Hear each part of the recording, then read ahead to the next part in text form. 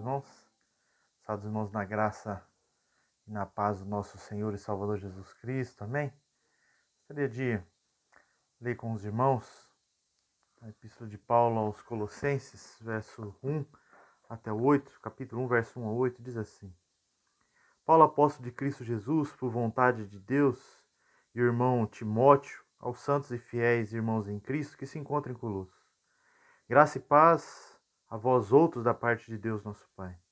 Dando sempre graças a Deus, Pai de nosso Senhor Jesus Cristo, quando oramos por vós, desde que ouvimos da vossa fé em Cristo Jesus e do amor que tendes para com todos os santos, por causa da esperança que vos está preservada nos céus, da qual antes ouvistes pela palavra da verdade do Evangelho, que chegou até vós, como também em todo o mundo está produzindo fruto e crescendo. Tal acontece entre vós desde o dia em que ouvistes e entendestes a graça de Deus na verdade. Segundo foste instruídos por Epáfras, nosso amado conservo e, quanto a vós outros, fiel ministro de Cristo, o qual também nos relatou do vosso amor no Espírito. Pois Paulo vai falar que por essa razão também, desde o dia que ouviram, não cesse de orar por ele, né? Para que transbordeis no pleno conhecimento da sua vontade, toda sabedoria e entendimento espiritual, né? Para viver então de modo digno do Senhor.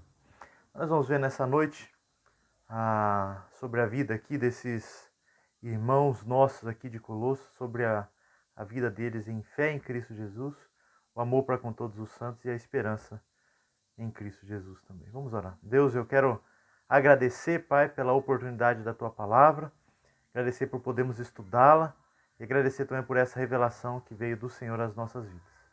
Nos abençoe, guarde, ajude-nos, ó Deus, a aplicar isso dia após dia nas nossas vidas, ó Pai. Assim eu oro no nome de Jesus. Amém, Deus. Paulo estava preso aqui, possivelmente em uma prisão domiciliar em Roma, né? E Epáfras, né, se ajuntou a ele, então, e contou ao apóstolo que os falsos ensinos estavam, então, tentando solapar a base do evangelho, tentando entrar na vida da igreja, não é? E Epáfras, então, permaneceu com Paulo ali naquela região chamada do Vale Rio Lico.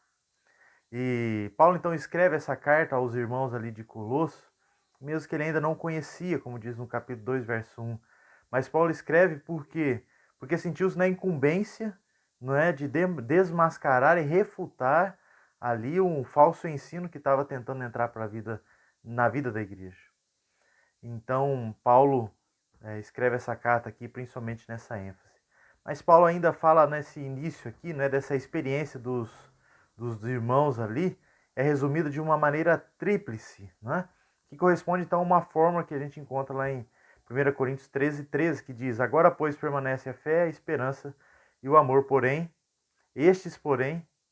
maior é o amor, não é? Então nós vemos algumas qualidades cristãs aqui ensinadas por Paulo a esses irmãos aqui então de Colossos. Primeiro, está lá no verso de número 4, nos diz assim: Desde que ouvimos da vossa fé em Cristo Jesus, do amor que tendes para com todos os santos, por causa da esperança que nos está preservada nos céus, a qual antes ouvistes pela palavra da verdade do Evangelho. Então, primeiramente aqui no verso 4, um dos ensinos principais aqui é a fé em Cristo Jesus. E um dos ensinos então que estava circulando ali na região era se Cristo sozinho ele era suficiente salvador, né? Ou ele era suficiente para uma vida fiel e a salvação final. Então, quando a gente olha ainda para isso aqui, o nome de Cristo, né? Então não estava ali sendo colocado como um suficiente. O nome de Cristo Jesus significa, então, uma esfera mais do que o objetivo da fé cristã. Mas ele é o âmbito, ele é aquilo, o concreto ali, né? Que age, que a fé vive, né? Sendo Cristo, então, aqui glorificado como sendo esse doador de nova vida a essas pessoas, que vivem então agora para o seu senhorio. E aí, o que é a fé? Em Hebreus capítulo 11, verso 1, nos diz que a fé é a certeza de coisas que se esperam e a convicção de fatos que se não veem. Então você crê que Jesus Cristo ele é suficiente Senhor e Salvador?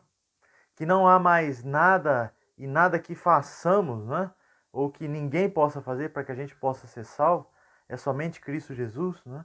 É somente isso, é somente Cristo. Somente Cristo é Senhor e somente Cristo é Salvador das nossas vidas, né? A justificação, ela é, então, exclusivamente pela fé. Justificação é o ato, então, de Deus nos tornar justos diante dele. E isso acontece, a gente pode pensar nisso somente pela fé. Mas uma fé aqui, essa fé salvadora que está firmada e alicerçada apenas em Cristo Jesus.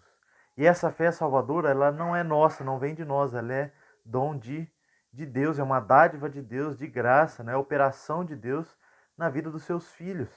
Então Deus expõe, não é, a sua obra, a obra da redenção, na mente daqueles seus filhos, desses seus escolhidos, pelo Espírito Santo. E a fé, então, essa fé em Cristo Jesus, ela não pode ser tirada por nós mesmos. Mas a gente olha que ela pode ser sim enfraquecida, mas jamais ela será destruída. Por quê? Porque ela vem do próprio Deus, né? Então o homem ele possui algumas tendências natas, não é? E convencionais aqui, que alguns chamam então também de fé natural, né? Decorre então da natureza humana, uma natureza mística aqui, não é? Que provém então de uma aspiração por algo que seja eterno, algumas vezes até o transcendente, né? Mas tudo isso sobre a influência da queda, do pecado, né? O homem, então, ele é, mas não se conforma em ser limitado. Então, a gente olha para esse ser humano, né? A gente não aceita ser limitado, a gente quer ser igual a Deus, e esse foi o pecado desde o início, né? Lá em Gênesis capítulo 3. Né? A fé, então, justificadora, a fé em Cristo Jesus, ela é a única que é uma fé que é dom de Deus, ela vem dele, né? Então não é a gente pensar, eu tenho fé que amanhã eu vou fazer isso, eu tenho fé que vai dar certo. Mas essa fé, não é esse querer, esse aspirar aqui, não é esse nesses nossos dias, né?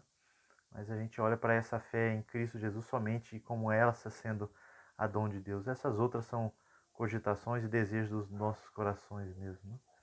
Mas essa fé é justificadora, portanto, ela não é uma mera crença formal ou simples assentimento mental, né, o pensamento aqui, mas ela é mais estrito e inquebrável elo, né, entre nós e o nosso Salvador.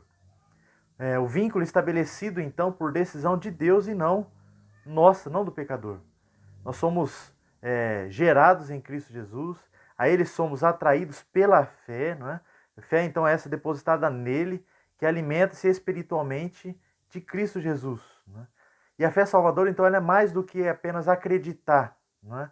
É ser incorporado a Cristo como o ramo na videira, né? O órgão no organismo, né? A pedra no edifício. É edificar-se como filho de Deus, já fazendo parte dessa família, né? Adquirindo então essa natureza do próprio Cristo, como ele adquiriu a nossa natureza humana. Então, sem Cristo não há fé salvadora, pois ele é o autor dela, né? E ele é o sustentador dela. Sem ele a fé não permanece, pois a sua consumação depende de Cristo. A minha fé em Cristo procede totalmente dele, reside nele e por ele se vitaliza, né? se torna forte. A fé, então, que se desvia da sua fonte, Cristo Jesus, é uma fé falsa. Por isso se torna uma ofensa a Deus, uma idolatria, biblicamente aqui injustificável, né?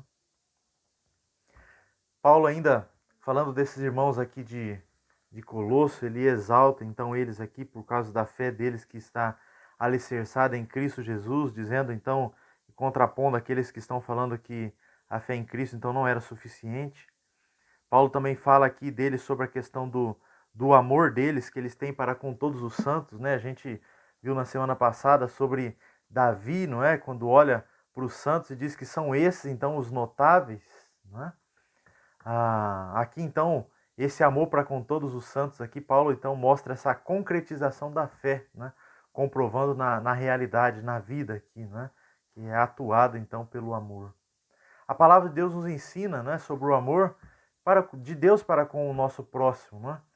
Ora, o mandamento é esse lá em João 3:23, 1 João 3:23. Ora, o seu mandamento é esse, que creiamos em nome do seu Filho Jesus e nos amemos uns aos outros segundo o seu mandamento que nos ordenou, né?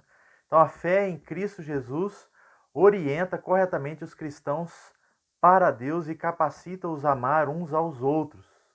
Então, eu e você, meus irmãos, somos instruídos então a amar a Deus e amar também o nosso próximo, porque Deus é amor. Ainda além desse amor, além da fé e além do amor, Paulo exalta aqui essa questão da esperança desses irmãos aqui que está preservada nos céus. O que significa esperança? Essa é a certeza de um bom final. Não é? Então, Cristo sendo o Senhor suficiente, não é? Então isso traz essa certeza, certeza de que Cristo Jesus, então, já nos preparou o lugar para a gente estar com Ele. Então, a gente pode ler 1 Pedro 1, 3 e 4, que diz: Bendito o Deus e Pai de nosso Senhor Jesus Cristo, né? Que segundo a sua muita misericórdia, nos regenerou para uma viva esperança, mediante a ressurreição de Jesus Cristo dentre os mortos, para uma herança incorruptível, sem mácula, imarcessível, aquilo que não murcha, não é? Reservada nos céus para vós outros. A esperança, então, aqui ela transmite uma ideia de confiança, não é? Em Deus, que procede então de uma expectativa de uma bênção futura. Isso com base nos fatos da palavra de Deus e nas promessas que contém nela ali. Então a nossa esperança é a herança que receberemos em Cristo Jesus por participarmos então dessa nova vida agora em Cristo Jesus. E nós então ansiamos e aguardamos esses novos céus e nova terra, que são heranças distintivas aqui, não é essa marca do cristão. Olha lá, Romanos 8, 16.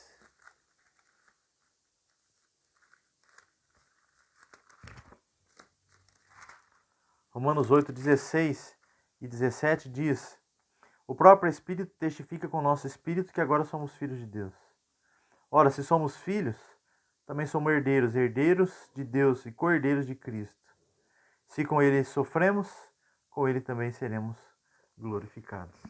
E isso nos dá esperança, esperança de permanecermos fiéis até o final, não é? E participarmos então dessa herança suprema. Então a vida dos cristãos aqui de Colosso que nós vimos, não é? Elas contêm essas qualidades, não é? Qualidades aqui então que são dons de Deus, como a fé em Cristo Jesus, esse dom também de amar uns aos outros aqui, né? Amar a Deus e amar os outros e todos os santos, não é? E essa esperança também que nos está preservada nos céus. E quando a gente olha então para Paulo dizendo isso dos irmãos de Colosso, que tem então uma vida na palavra de Deus em obediência, né? Paulo enfatiza então bastante aqui nessa carta a questão da fé deles, do amor e dessa esperança. E ainda Paulo diz que essa vida deles aqui tem produzido frutos, né? E crescendo dia após dia, né? Desde que então ouviram a palavra de Deus.